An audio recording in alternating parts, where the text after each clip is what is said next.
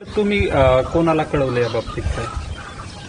ते आम्ही मुलाला फोन करायला सांगितला होता, पण त्यांनी कोणाला केला माहित नाही. असं पट्टीवरती लोक असतात ना, वॉचमन, त्यांना केला होता. एरोप्लेन ती वरची. मावशी, आणि काय पाहिलं तुम्ही? आम्ही बाहेरच काम करत होतो, त्यावेळेस विमान आलं आणि एकदा फेरी घेतली, नंतर उतरायचं होतं, पण ती वर असं चढलंच नाही त्या पट्टीवरती.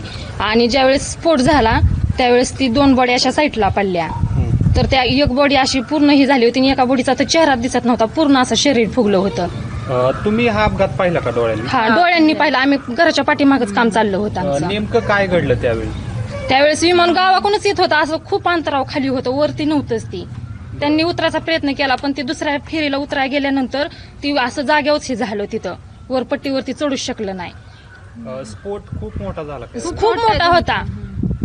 आणि नंतर काय परिस्थिती झाली स्फोटानंतर? स्फोट झाल्यानंतर आम्ही इथून पळालो, पाणी घेतलं, पण ती आमची सुद्धा शक्यता नव्हती ती असं हे करायची, पाणी वाटण्याची. आम्ही खूप घाबरलेलो. त्यावेळेस दोन्ही साईडला 2 बॉड्या पडल्या होत्या आणि ती पूर्ण एक बॉडी ना, चेहरा तर काही दिसत नव्हता, पण पूर्ण पांढरा शपथ माणूस आणि असं पूर्ण फुगलेली बॉडी होती.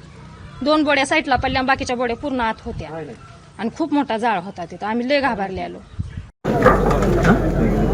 आम्ही स्वतः बघितलं. आम्ही ॲम्ब्युलन्स नाही केली, कवर नाही. म्हणजे आधी सुरुवातीला 200 डिस्टन्सला वर होतं विमान, मग ते एवढं रनवे कॅच झाला नाही, मग तिने पहिला स्करव घेतला आणि दुसऱ्या स्करवला ती जास्त खाली आली. जास्त खाली आल्यावर तिला धावपट्टी आणि ह्याच्यात धुक्याच्या अंदाज आला नाही. तिनं काय केलं, ह्या साईडला म्हणजे बाहेरच्या साईडला असल्यामुळं ना रनवेला गेलीच नाही, त्यामुळे ती काय झालं धावपट्टीच्या बाजूला, म्हणजे ती 100% शुअर इथल्या याला आली नसणार आहे एअरपोर्ट. त्यामुळं धावपट्टी आणि बाजूचा इतर ठिकाणी धावपट्टी आहे ना, धावपट्टीवर आलीच नव्हतं. धावपट्टी पलीकडे 50 मीटर पलीकडे राहिली. ती काय लोक आहेत ना, त्याच्या पासून पलीकडे 20 मीटर अजून आहे. पायलटला अंदाज आला नाही. त्यामुळे किती जण होते काय? 6 लोक. 6. 2 वैमानिक होते का त्यातले? हे चेअर दादांची VIP चेअर. सितारा तुम्ही स्वतः हे करायला? हा, सुरुवातीला आम्ही सुद्धा. किती वाजले? तरी आम्हाला इथं पोहोचत 3 मिनिटं. बॉडी किती वाजली होती? नाही, काहीच म्हणजे डिझेल टँक ओढत होता ना, त्यामुळे काही करता आलं नाही. डिझेल टँक शरीर किती वाजले? तसं काय डॉक्टर सारखं आपण एवढे 100 पण काही होप्स नव्हते. काही होप्स नव्हते, पण ती गरम असते म्हणून त्यात VIP आपलं SPUG येऊ द्यापर्यंत त्यांनी हात लावला म्हणून बॉडीला कॅच पण करता आला नाही. स्किन वगैरे सगळे लूज झाले होते. बॉड्या कुठं नेल्यात सर?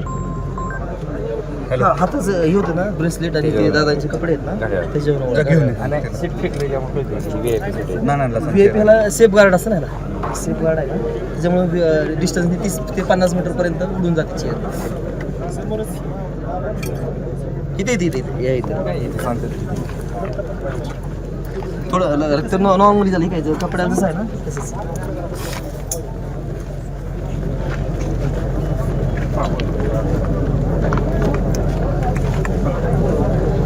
पायलटला अंदाज आला नाही, न्यू पायलट असं ना. बारामती विमानतळाच्या शेजारी असलेल्या गोजोबावे या ठिकाणी उपमुख्यमंत्री अजित पवार यांच्या विमानाचा अपघात झाला आहे. यामध्ये 6 जण मृत्युमुखी पावल्याचं आपल्याला समजलेलं आहे. खऱ्या अर्थाने उपमुख्यमंत्री अजित पवार हे देखील या विमानतळावर होते आणि प्रत्यक्षदर्शीने ज्यांनी ही घटना पाहिली ते आपल्याबरोबर आहेत. काय नेमकी घटना, तुम्ही त्या ठिकाणी होता, काय झालं? आम्ही 500 फुटाच्या अंतरावर होतो आणि अचानक लँड होताना आम्हाला ते विमान पाहिलं आम्ही, पण लँड होताना ते चुकीच्या मार्गाने लँड होत होतं आणि त्या पायलटच्या चुकीमुळं विरुद्ध साईडनं ते विमान गेलं.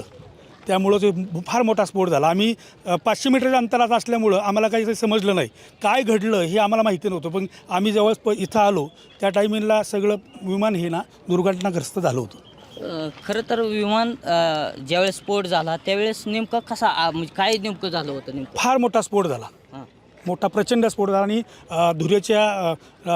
धूर भरपूर आला होता स्फोट झाल्यानंतर, आणि त्यामुळे आम्ही घाबरत इथं आलो. असं झालं. काय ज्यावेळेस आला तुम्ही त्यावेळेस तुम्हाला काय प्रत्यक्षदर्शीने काय पाहायला मिळालं? अनेक लोक तिथं जमा झाले होते, त्यामुळे आम्ही काही जास्त चर्चा केली नाही, पण अनेक लोक तिथं थांबले होते आणि मग ते बघतानाच आम्हाला कसं तरी झालं आणि नंतर म्हणले की या विमानामध्ये दादा आहेत. स्फोट झाल्यानंतर अग्निशामक वगैरे त्या ठिकाणी लगेच आलं? हा लगेच 5 मिनिटात तिथं आलं. बरं. काय मग ते विझवण्याचा प्रयत्न? हा भरपूर प्रयत्न झाला तिथं. भरपूर अनेक लोक तिथं जमा झाली होती, त्यामुळे ते चालू होतं सगळं. मग पोलीस यंत्रणा त्या ठिकाणी आली. त्या खऱ्या अर्थाने बॉडी ज्यावेळेस भाजलेल्या होत्या त्यावेळेस किती बॉड्या होत्या त्यामध्ये? आम्ही जेव्हा पाहताना आम्हाला 3 तर बोड्यात नेताना दिसल्या.